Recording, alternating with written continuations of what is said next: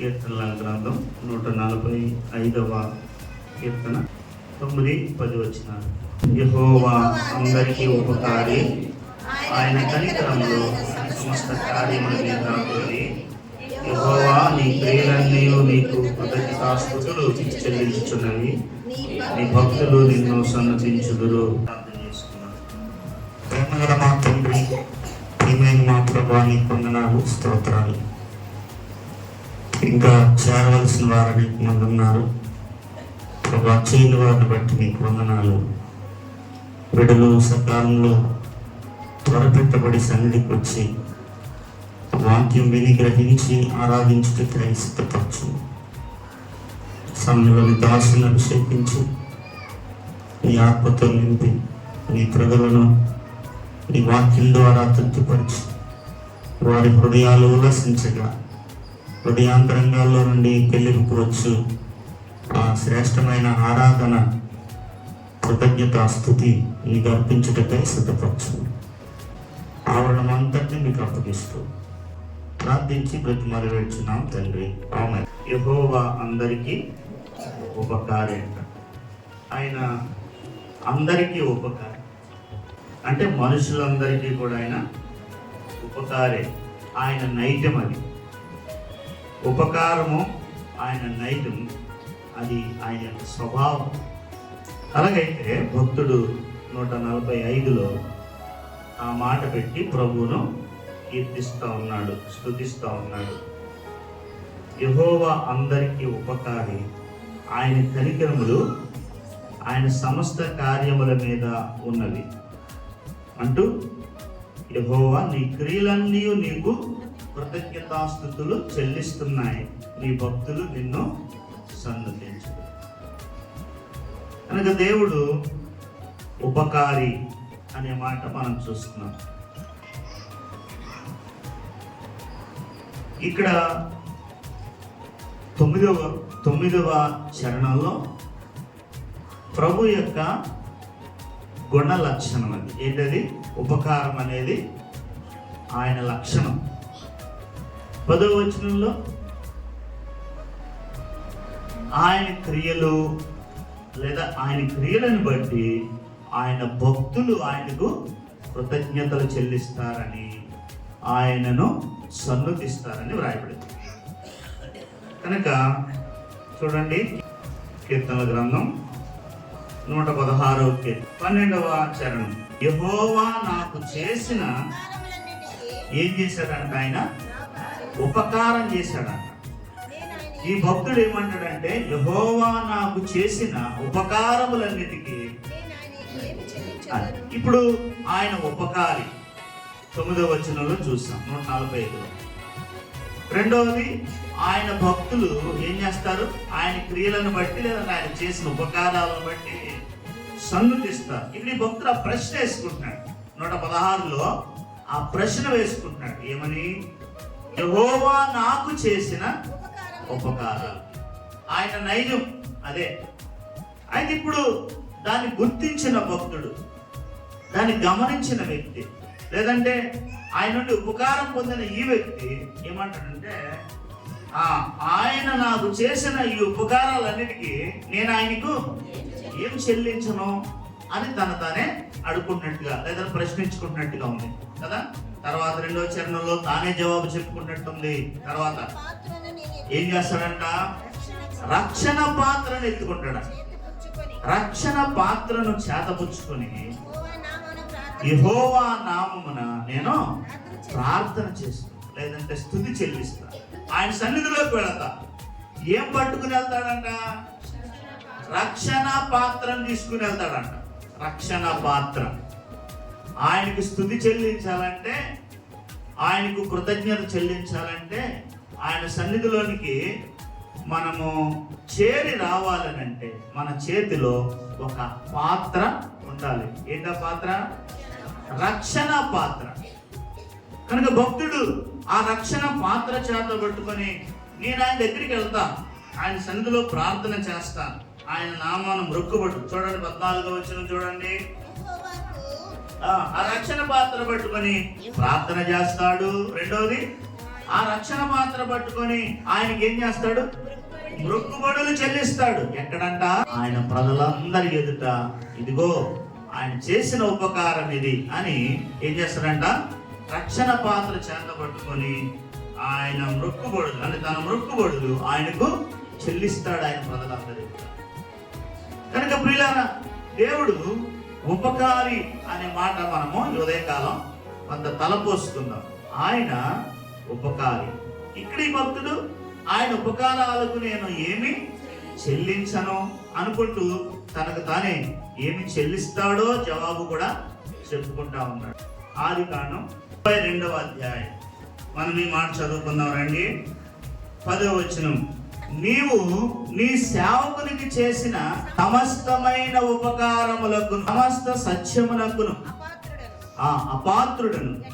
ఎట్లంటే నా చేతి కర్రతో మాత్రమే ఈ యోర్దాను దాటాను. ఇప్పుడు నేను ఎంతమంది? 2 గుంపులుగా ఉన్నాను అంటాడు. ఎవరైనా? యాకోబు కదా, యాకోబు. ఇప్పుడు యాకోబు దేవుని యొక్క ఉపకారాలని 116వ కీర్తనలో భక్తుడు తలపోసుకున్నట్టుగానే ఆయన ఉపకారాలని 32వ అధ్యాయంలో తలపోసుకుంటా ఉన్నాడు. తనకు చేసిన ఉపకారాలతో తలపోసుకుంటున్నప్పుడు ఇతనికి ఏమనిపించింది? నేను అనర్హుణ్ణి నువ్వు ఉపకారం చేయడానికి. ఇలా వినండి జాగ్రత్తగా. నువ్వు ఉపకారం చేయడానికి నేను అనర్హుణ్ణి, నేను అపాత్రుడిని అనిపించింది. అంటే తనకు తానేమనిపించింది? అపాత్రుడు. పిల్లరా, ఈ ఉదయకాలం మీకు ఒక తలం చెప్తా వినండి ఆరాధించుకోవడానికి. ఈ మాటని నేను ఎలా చెప్తాను? అపాత్రుడికి అనర్హుడికి చేయబడిన ఉపకారం. అర్థమైందా? మీకు అర్థమయ్యేటట్టు. ఎవరికి? అనర్హుడికి అపాత్రుడికి ఏం చేయబడింది?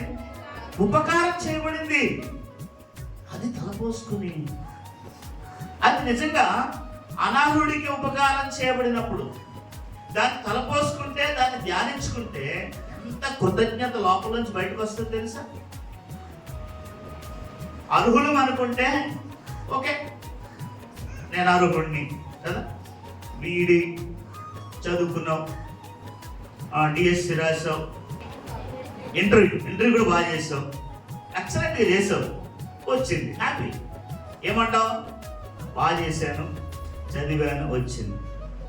అర్థమైందా? వాడు 10th ఫెయిల్ అయ్యాడు, 10th ఫెయిల్ అయ్యాడు. వాడిని తీసుకెళ్ళి ఒక మంచి పొజిషన్లో కూర్చోబెడితే ఏమనిపిస్తుంది వాడికి? అనర్హుడు. వాడికి అన్నీ నేర్పించి ఇదిగో ఇది ఇలా చెయ్యాలి, ఇది ఎలా చెయ్యాలి, ఇది అన్నీ నేర్పించి ఒక అనర్హుడిని తీసుకొచ్చి ఆ స్థానంలో కూర్చోబెడితే ఎట్లా ఉంటుంది చెప్పండి? వాడికి ఎంత కృతజ్ఞత హృదయంలో ఉంటుందో కదా. ఇప్పుడు యాకోబుకి అలాంటి కృతజ్ఞత ఎక్కడ కనబడుతుంది? అతని హృదయంలో కనబడుతుంది. ఏమంటున్నాడు? అయ్యా, నీవు నీ సేవకునికి చేసిన సమస్తమైన ఉపకారాలకి ఇప్పుడు మళ్ళా వెనక్కి వెళ్దాం. అబ్బా, ఈ మాట రాస్తున్నారా లేదంటే మాకు గుర్తుపెట్టుకున్నారా? ఏంటది? అపాత్రుడికి అనర్హుడికి చేయబడిన ఉపకారం. ఇది ఎలా ఉంచండి. ఇప్పుడు వెనక్కి వెళ్తే యెహోవా అందరికీ ఉపకారం. ఇప్పుడు యాకోబు విషయానికి వస్తున్నాం. యాకోబుకి ఎంత కాలం నుండి ఆయన ఉపకారాలు చేస్తా వచ్చాడో చెప్పండి మీరు. వాస్తవానికి చిన్నప్పటి నుంచి యాకోబు పక్షంగా దేవుడు ఉపకారే జ్యేష్ఠత్వం రాలా, అయినా ఆశీర్వాదాలు పొందుకోగలిగాడు. సరే, అవన్నీ మనకు అందరికి తెలిసిందే, కానీ ఇక్కడ నేను అదంతా చెప్తే టైం అయిపోతుంది. ఇప్పుడు యాకోబుకి ఎప్పుడు ఉపకారి. ఉదాహరణకి ఆ మిగిలిన గాథంతా అలా పెట్టేది. ఇప్పుడు యాకోబు ఒక టాపిక్ తీసుకున్నాడు, ఒక అంశం తీసుకున్నాడు, లేదంటే ఒక సందర్భం తీసుకున్నాడు. ఏంటి ఆ సందర్భం? ఇంకా కొంచెం ఈ భాగం ఈ వచ్చిన తర్వాత మీకు అర్థమైపోతుంది. అపాత్ర మాత్రం నేను చెప్పి మళ్ళీ చెప్పక్కర్లేదు. ఇంకా ఏం ఒక ఒక ఒక విషయం అంటే నేను ఇలా చెప్తాను కదండి. యాకోబు తీసుకున్న విషయం ఏంటంటే వెరీ గుడ్, అది ఆ మాట, చేతికర్రతో మాత్రమే నేను యోర్దాను అక్కడి నుంచి జ్ఞాపకం చేసుకున్నాను. చిన్నప్పుడు సంగతి అలా వదిలే ఏంటంట, చేతికర్రతో మాత్రమే యోర్దాను దాటాను. యాకోబు తీసుకున్న అంశం అది, యాకోబు హృదయంలో ఉన్న విషయం అది. ఎప్పుడు వింటున్నారు కదా, ఎప్పుడు చెప్పండి అంటే ఎప్పుడంటే ఎంతకాలం క్రితం? 20 సంవత్సరాల క్రితం. వింటున్నారా? ఎప్పుడు? 20 సంవత్సరాల క్రితం ఏంటో దాటాడంట, చేతికర్రతో మాత్రమే యోర్దాను దాటాడంట. ఎందుకు ఇప్పుడు ఇంత జ్ఞాపకం చేస్తున్నాను? ఇప్పుడు నేను ఎంత అయ్యాను? 20 సంవత్సరాలు తిరిగి వచ్చేటప్పటికి వింటున్నారు కదా, ఈ చేతికర్రతో దాటినాడు ఏమైపోయాడంట, 12 గుంపులైపోయాడు. ఎదురొచ్చిన యాషావుకి ఆశ్చర్యం అయిపోయింది. వీళ్ళందరూ ఎవరు? నీకేం కావాలి వీళ్ళు అంటున్నాడు. ఎవరు? యాషావు 33వ అధ్యాయంలో. వీళ్ళందరూ ఎవరు? నీకేం కావాలి? వీళ్ళంతా ఏమవుతారు? వీళ్ళంతా నీకు అంటే నీ దాసునికి దేవుడిచ్చిన కదా సంతానం, భార్యలు, బిడ్డలు, ఆస్తి అని చెప్పగలుగుతున్నాడు. దానికంటే ముందు ఈ విషయం జరిగింది. ఏంటది? అయ్యా, నీవు నీ దాసునికి చేసిన సమస్తమైన ఉపకారములకు, సమస్త సత్యములకు నేను అపాత్రుడు. ఇదిగో ఈ చేతికర్రతో మాత్రమే నేను ఈ యోర్దాను ఇప్పుడు నేను ఎందుకు ఆ మాట చెప్పాడంటే, అందుకే చేతికర్రతో దాటాడు అంటే వినండి. ఇప్పుడు 20 సంవత్సరాలు దేవుని యొక్క మహోపకారాలన్నీ కూడా యాకోబు పొందుతానే ఉన్నాడు, అనుభవిస్తూనే ఉన్నాడు. అర్థమైనంత వరకు అయితే రండి, ఈ 20 సంవత్సరాల్లో ఎప్పుడైనా దేవుని యొక్క ఉపకారాలను తలపోసుకున్నవాడా అంటే ఎప్పుడు ఉపకారాలను అతడు తలపోసుకోలేదు, తలంచలేదు. అరే దేవుడిచ్చాడే ఈ భార్యల్ని, ఈ బిడ్డల్ని, అరే దేవుడిచ్చాడే ఈ ఆస్తిని అని ఎప్పుడైనా అనుకుని దేవునికి ఏదైనా కృతజ్ఞత స్తుతి చెల్లించాడా అంటే తన జీవిత కాలంలో ఎప్పుడూ కూడా కృతజ్ఞత స్తుతి చెల్లించిన వాడు కానే కాదు యాకోబు. సరే, ఇప్పుడు యాకోబు నలబెట్టండి. 20 సంవత్సరాల తర్వాత అయినా యాకోబు ఏమంటున్నాడు? ఇప్పుడు ఈ మాట చెప్పగలుగుతున్నాడు, నీవు నీ సేవకునికి చేసిన సమస్తమైన ఉపకారములకును సత్యమునకును అపాత్రుడు, అపాత్రునికి, అనర్హునికి, అయోగ్యునికి చేయబడిన ఉపకారాల గురించి తను తలపోసుకుంటున్నాడు. అది అలా ఉంచుదాం. అలాగైతే ఇప్పుడు రండి, 20 సంవత్సరాల కాలంలో జాగ్రత్త వినండి. 20 సంవత్సరాల కాలంలో యాషావుకి ఏం చేయలేదా? వింటున్నారా? 20 సంవత్సరాల కాలంలో దేవుడు యాషావుకి ఏం చేయలేదా? అయ్యో, యాషావుకి ఎంత చేశాడు? యాకోబు సంగతి అలా పక్కన పెట్టండి కాసేపు. యాషావుకి ఎంత చేశాడు చెప్పండి. మీరేం చేశాడు దేవుడు యాషావుకి? ఎప్పుడు ఇన్నుండ్రి మాట అసలు అమ్మా చెప్పండి. భార్యని ఇచ్చాడు, పిల్లల్ని ఇచ్చాడు, అమ్మా ఆస్తిని ఇచ్చాడు. చెప్పాలా అమ్మా? అమ్మా కాపాడాడు. ఇవన్నీ ఉపకారాలు కాదా? యాషావుకి దేవుడు చేసిన ఉపకారాలు కాదా? ఇలా వినండి, చెప్తాను. ఇప్పుడు కొంచెం వరుసలో చెప్తాను. ఇప్పుడు యాషావు ఏం కోల్పోయాడు? 20 సంవత్సరాల క్రితం మనకు తెలుసు. ఏం కోల్పోయాడు? జ్యేష్ఠత్వం కోల్పోయాడు. వింటున్నారు కదా, జ్యేష్ఠత్వాన్ని కోల్పోయాడు. జ్యేష్ఠత్వాన్ని కోల్పోయినప్పుడు, యాషావు జ్యేష్ఠత్వాన్ని కోల్పోయినప్పుడు చాలా బాధపడ్డాడు. ఎందుకంటే జ్యేష్ఠునికి జ్యేష్ఠ భాగం అధికంగా వస్తుంది. యాషావు 20 సంవత్సరాల క్రితం ఏం పోగొట్టుకున్నాడండి? జ్యేష్ఠత్వాన్ని పోగొట్టుకున్నాడు. జ్యేష్ఠత్వం ఎందుకు అతనికి అంటే అదొక ఆధిక్యత, అదొక ఘనత. అర్థమైందా? అంతేకాదు జ్యేష్ఠ భాగం, ఆస్తిలో అధికమైన భాగం ఎవరికి వస్తుంది? జ్యేష్ఠుడికి వస్తుంది. పైగా ఇంట్లో ఒక ప్రథమ లేదంటే ఒక ఉన్నతమైన స్థానం అతనికి దక్కుద్ది. ఇంకేమేమి ఉన్నాయో నాకైతే తెలీదు. మెట్టుకు వీటన్నిటి నిమిత్తం నేను చేస్తుంది కదా అని అతిశయించుంటాడు, గర్వించుంటాడు. ఒక రోజు వచ్చింది, జ్యేష్ఠత్వం పోయింది. సరే, జ్యేష్ఠత్వం ద్వారా సంక్రమించేవి అతనికి పోయినాయి ఒక విధంగా.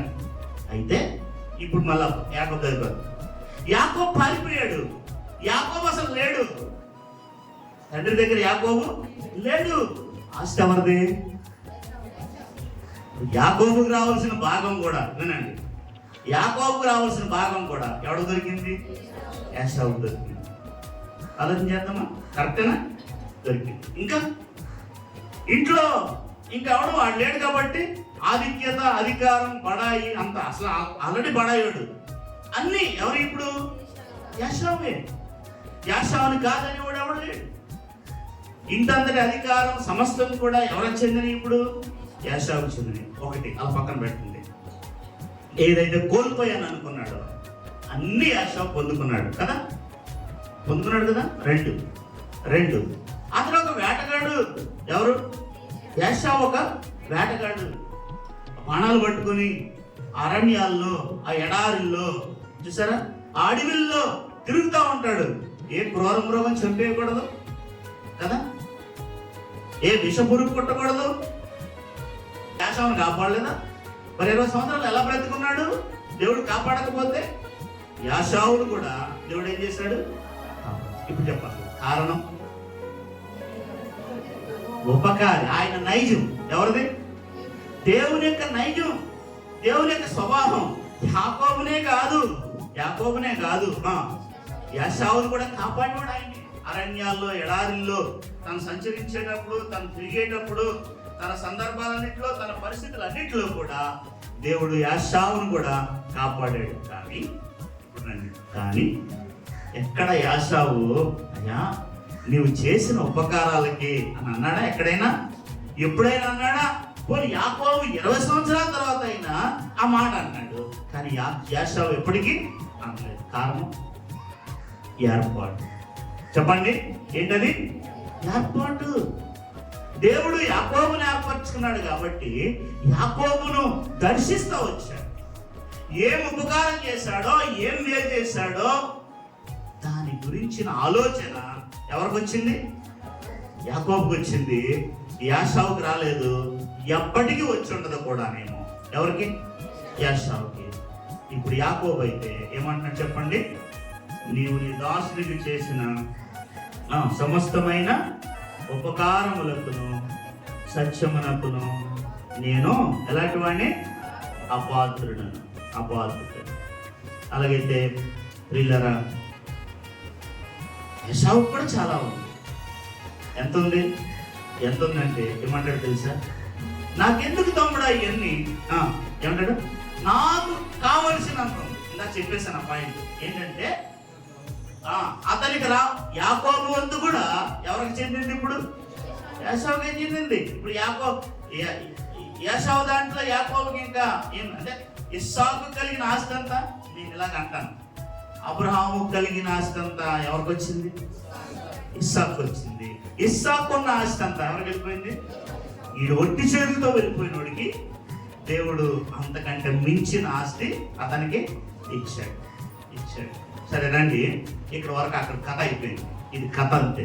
వింటున్నారా? ఇదేంటిది? అలాగైతే వీళ్ళారా, అపాత్రునికి చేయబడిన మన అంశం ఏంటి? అపాత్రునికి, అయోగ్యునికి, అనర్హునికి చేయబడిన ఉపకారం మన అంశం ఇవాళ. అలాగైతే రండి, లేఖనాలు ఏమంటున్నాయంటే ఎఫెసీ 2:6-7 చదవండి. క్రీస్తు యేసునందు ఆయన మనకు చేసిన ఉపకారము ద్వారా అత్యధికమైన తన కృపా మహదైశ్వర్యమును రాబో యుగములలో కనుపరచు నిమిత్తము క్రీస్తు యేసునందు మనలను ఆయనతో కూడా లేపి పరలోకమందు ఆయనతో కూడా కూర్చుండబెట్టి.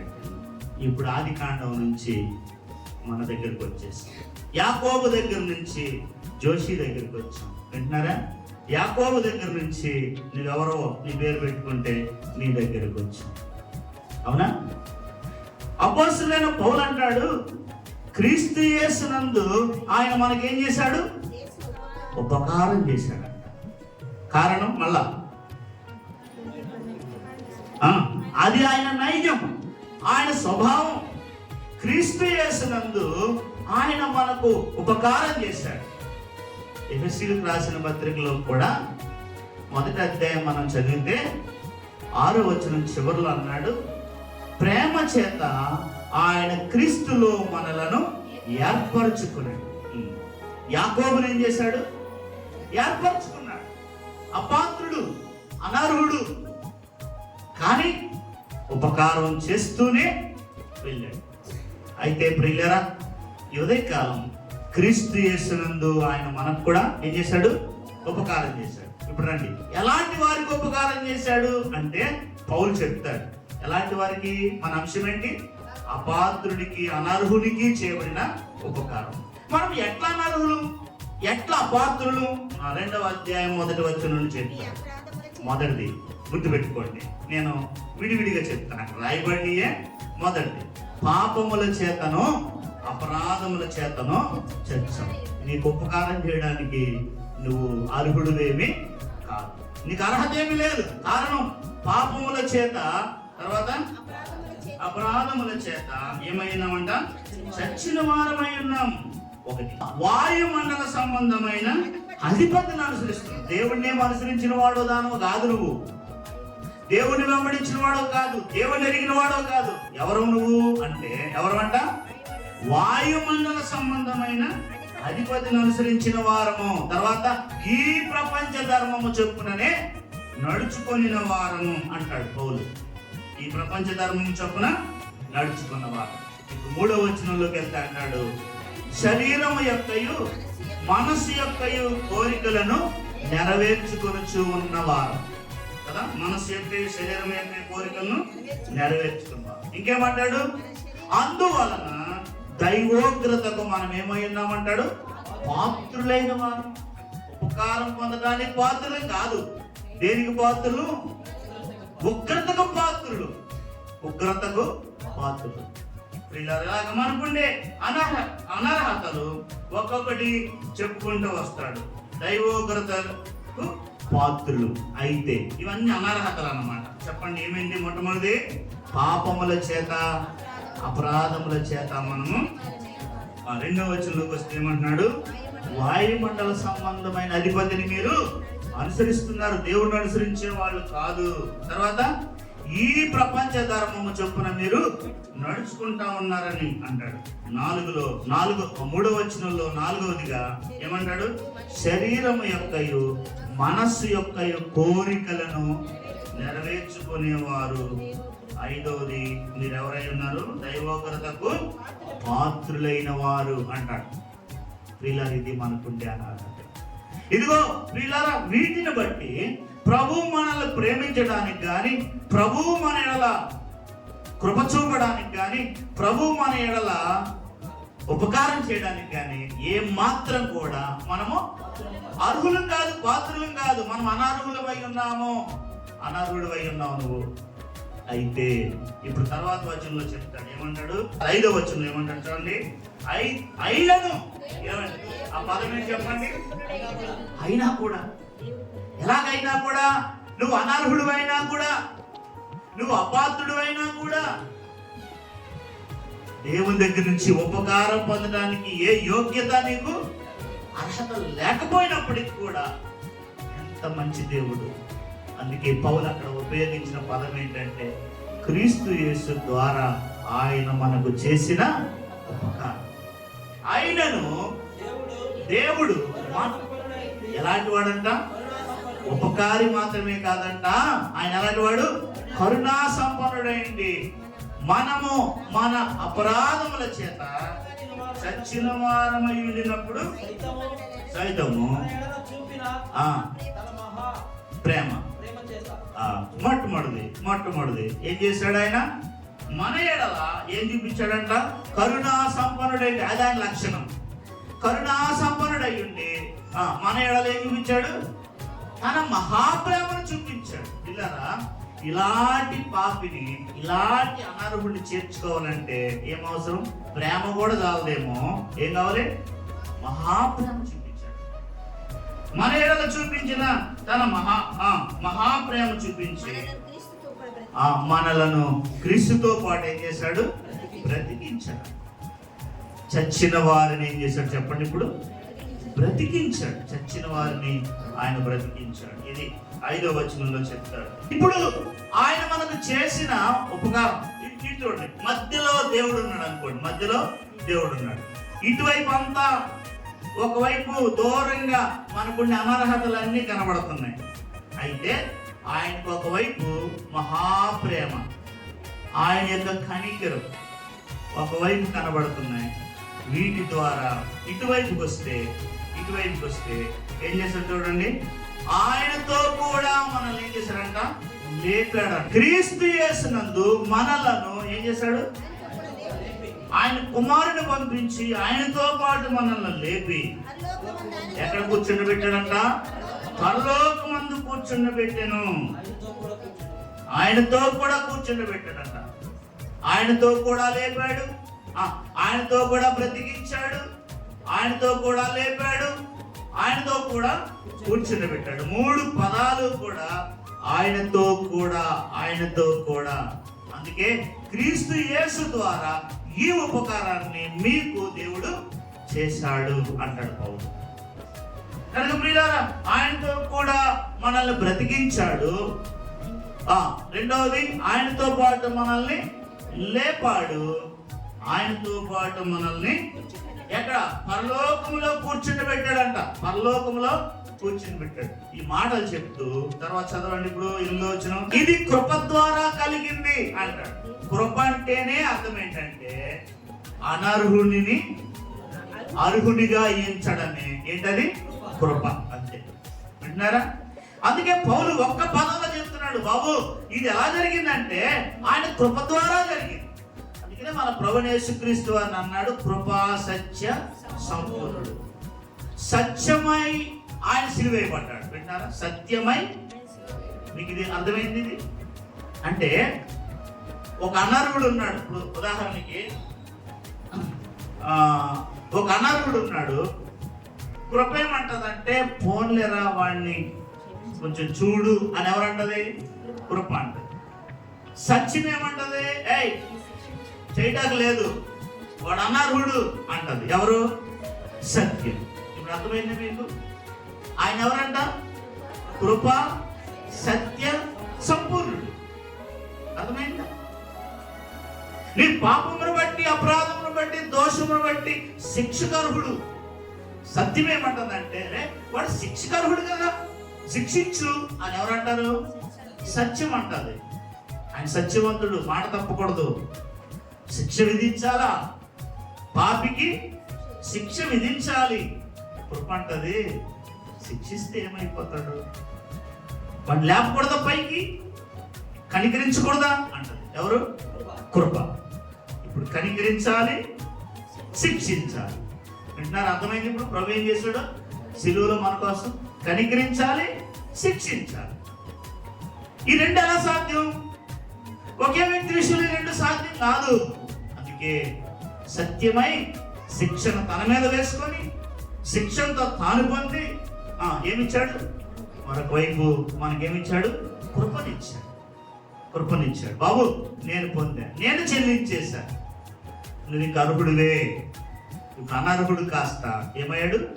అర్హుడు. దేనికి? పరలోకంలో కూర్చొని పెట్టాడట. దేనికి అర్హుడు? మనం చెప్పండి.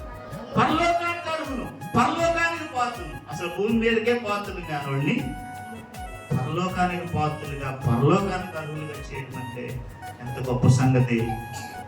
వీళ్ళ మన విషయంలో జరిగింది ఇది. వింటున్నారా? మన విషయంలో జరిగింది ఇది. ఎందుకు ఆయనకు కృతజ్ఞత చెల్లించాలి? ఆయన కనికరములు, ఆయన సమస్త కార్యముల మీద ఉన్నవి. నీ భక్తులు నిన్ను సన్నుతించుదురు అని 145లో చదివితే 116 అంటున్నాడు. ఏమని?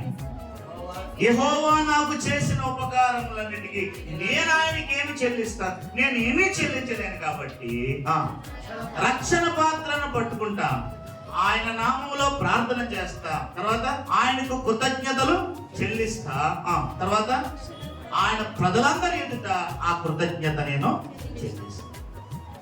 ఎరిగావా? గ్రహించావా? ప్రభు నీకేం చేశాడు? ప్రభు నీకు ఏం చేశాడు? ఒక గుడ్డోడు ఉన్నాడు, 9వ అధ్యాయం యోహాను సువార్త అని అంట. ఆయన నీకేం చేశాడు అంట. ఆయన నీకు ఏం చేశాడు అంటే ఆయన నాకు కనులు తెలుసు. వాళ్ళు అంటారు వాడు పాపి, వాడు మాట వినకు అంటే ఆయన అంటాడు వాడి పాపియో గాడో నాకు తెలియదు. నాకు తెలిసింది మాత్రం ఒకటి ఏంటంటే, ఇంతకు ముందు నేను గుడ్డోడై ఉన్నాను, ఇప్పుడు నేను చూస్తున్నా. తెలుసా నీకు? ఇంతకు ముందు ఏమై ఉన్నావో ఇప్పుడేమై ఉన్నావో ఎరుగుదువా? గుడ్డోడు చెప్తున్నాడు సాక్ష్యం. ఏమని? ఆయన పాపియో కాదో నాకు తెలీదు, దేవుడు ఒక వ్యక్తికి తోడయించాను కానీ ఇలాంటి కార్యాలు ఎవడో చేయలేడు. మీరు ఏదైనా చెప్పుకోండి, నాకు అవసరం. నాకు తెలిసింది ఒకటి. ఏంటి నాకు తెలిసింది? ఎంతకు మునుపు నేను గుడ్డోడిని ఉన్నాను, ఇప్పుడు నేనేం చేస్తున్నాను చూస్తున్నా. అది ఒక్కటే నాకు తెలుసు. కనుక నాకు చూపించాడు కాబట్టి, చూపు అనుగ్రహించాడు కాబట్టి ఆయన ఎవరు అయి ఉంటాడు? పాపి అయిన మనుషునికి దేవుడు ఎప్పుడు కూడా తోడుండడు. ఆయన పాపి కాకపోయి ఉంటాడు అని చెప్తున్నాడు. అప్పుడు ఇంకా పూర్తిగా తెలవలేదు వాడికి.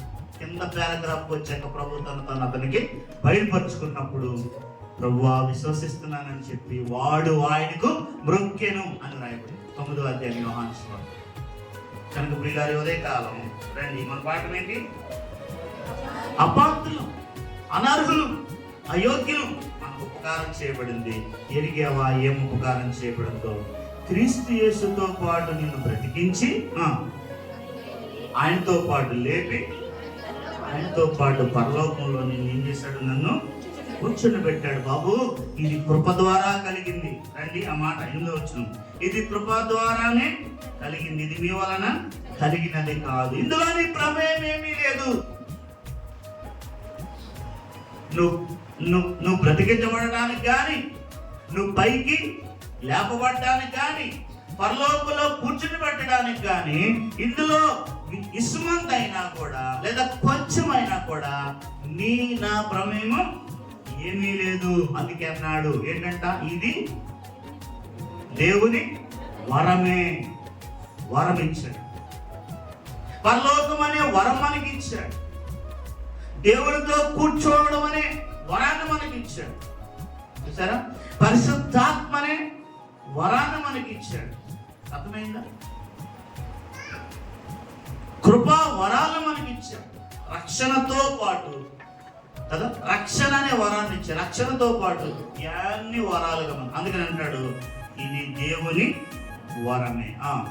ఏ మనుషుడును అతిశయించడానికి వీల్లేదు, ఏ మనుషుడు అతిశయించడానికి వీల్లేదు. కనుక ప్రియులారా, రండి, ఈ ఉదయకాలం ప్రభు మనకి ఇచ్చిన ఈ గొప్ప రక్షణ వరాన్ని తీసుకొని లేదా రక్షణ పాత్రను తీసుకొని, ప్రభు నేను నీకేం అర్పించగలనయ్యా, నేను అనర్హుడినై ఉన్నప్పుడు నన్ను కనికరించావు. క్రీస్తు యేసు ద్వారా నా గిట్టి ఉపకారాన్ని నువ్వు ఎరిగితే చెప్పండి, ఎరగకుండా ప్రసంగాన్ని బట్టి చెప్పకండి. ఎలా రావాలి? అది ఏం పొందేవో అది ఎక్కడి నుండి రావాలి? మనసులో నుండి, హృదయంలో నుండి బయటికి రావాలి. జ్ఞానం ఉండే ప్రసంగం కూడా కొన్ని పదాలు చెప్పేసి మనం ఆరాధనని చెయ్యొచ్చు, అది ఆరాధన. అందుకనే ప్రియులారా, ఈ ఉదయకాలం మనం లేఖనాలను చూస్తాం. యెహోవా నాకు చేసిన ఉపకారములన్నిటికీ నేను ఆయనకి ఏమి చెల్లించును? యెహోవాకు నా మొక్కుబడులు చెల్లించేదని, ఆయన ప్రజలందరి ఎదుటనే చెల్లించేదని కదా. యాకోబు ఒంటరిగా మిగిలిపోయి చెప్పుకున్నాడు కానీ నీవు నేను ఎక్కడ చెప్పాలి? ఆయన ప్రజలందరి ఎదుటనే అది చెప్పాలి. రండి, కొంత సమయం మోకరించుకుని ఇంతగా మనకు చేసిన ఉపకారం కదా. ఒకవైపు యాషావును మనం చూస్తున్నాం. యాషావు ఉపకారం పొందాడు. కారణం ఆయన నైజం, అతనికి ఉపకారం చేశాడు, ఇతనికి ఉపకారం చేశాడు. అతడే జాలికి వెళ్ళిపోతున్నాడు. ఇతను అంటున్నాడు, అయ్యా నీవు నీ సేవకునికి చేసిన సమస్తమైన ఉపకారములకు, నువ్వు చూపిన సత్యానికి నేను ఏమాత్రం అర్హుడిని కాదు, అపాత్రుడిని, ఇంతగా నాకు చేశావు. ఒక్క చేతికరతో ఈ యోర్దాను దాటగా ఇప్పుడుది రెండు గుంపులయ్యా. నీ జీవితంలో ఉందా? అప్పుడు ఇప్పుడు నీ జీవితంలో ఉందా? వినండి, ఆయన ఎవరు? ఆర్ఆర్కే మూర్తి గారు రాసుకున్నాడు. నా జీవితంలో అని పెట్టాడు, సాక్ష్యం, చిన్న పుస్తకం రాసు. ఏంటది? నా జీవితంలో క్రీస్తు పూర్వం క్రీస్తు శకం అని రాసుకున్నాడు. వింటున్నారా? ఎవరైనా చదివారా? మంచి పుస్తకాలు చదవకండి, యూట్యూబ్ చూస్తా ఉన్నాను. ఏమని రాసుకున్నాడు చెప్పండి? టైటిల్ ఏంటంటే నా జీవితంలో క్రీస్తు పూర్వం క్రీస్తు శకం, అంతే. అది ఆయన సాక్ష్యం పుస్తకం. కనుక నీ జీవితంలో ఉందా? అప్పుడు ఇప్పుడు యాకోబు అంటున్నాడు, అప్పుడు చేతికర్ర, అంతే, ఒంటరివాడిని. ఇప్పుడు రెండు గుంపులు కదా. అప్పుడు పాపివి, అపాత్రుడివి, అయోగ్యుడివి, అనర్హుడివి, పాపాపరాధముల చేత చచ్చిన వాడివి, దైవోగ్రతకు పాత్రుడివి, శరీరం యొక్క మనస్సు యొక్క ఇచ్చలను కోరికలను నెరవేర్చుకుంటున్న వాడివి, ఇంకా యుగ సంబంధమైన ఏంటది వాయుమండల సంబంధమైన అధిపతిని అనుసరిస్తూ నడుచుకున్నవాడు. ఇలాంటి వాడి ఎడలా కృప చూపేది, ఇలాంటి వాడి ఎడలా దయ చూపేది, ఇలాంటి వాడిగా ఉపకారం చేసేది. ఎస్, చేశాడు. ఏ కారణం? నైజం. అది ప్రభువా నువ్వు ఉపకారి, కృప చూపించిన వాడు. ఇదిగో ఈరోజు నేనేమయ్యానంటే ఏమయ్యా చెప్పండి, చెప్పాలి. ఆయనతో కూడా బ్రతికించబడ్డాను, ఆయనతో కూడా లేపబడ్డాను. మూడవది, ఆయనతో కూడా కూర్చుండబెట్టాను. ఇది దేవుని వరం, నా వలన అయితే కలిగింది కాదు. అందుకనే ఈ రక్షణ పాత్ర చేతపుచ్చుకొని ఆయనకు కృతజ్ఞతాస్తుతులు ఉదయకాలం చెల్లించు.